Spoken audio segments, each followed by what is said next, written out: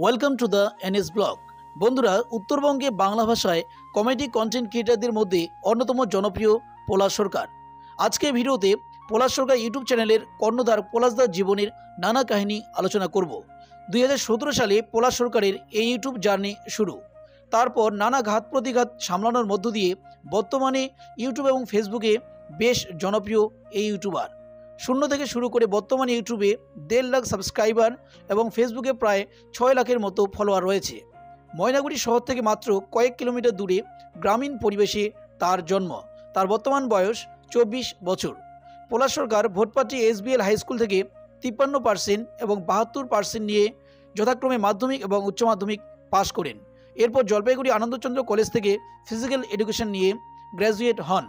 তার বাবার নাম দুলাল সরকার, তিনি পেশায় একজন সরকারি কর্মচারী। মা দোলন সরকার 2017 সালে পরলোক গমন করেন।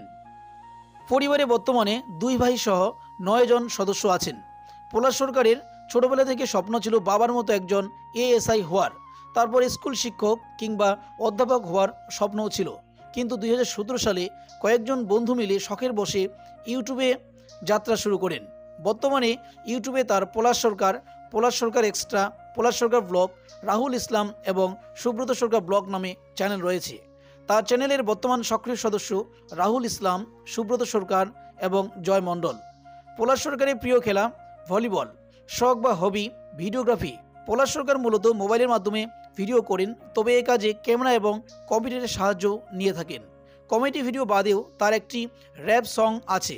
এছাড়া মুভি বানানোর পরিকল্পনাও রয়েছে। বর্তমানে সিঙ্গেল এই জনপ্রিয় ইউটিউবার, তার মাসিক ইনকাম 50 থেকে 60 হাজারের মতো। তো বন্ধুরা, উত্তরবঙ্গের জনপ্রিয় ইউটিউবার এবং ঐতিহাসিক নিদর্শন ইত্যাদি সম্বন্ধে ডকুমেন্টারি ব্লগ পেতে আমাদের চ্যানেলটির পাশে থাকুন। ধন্যবাদ।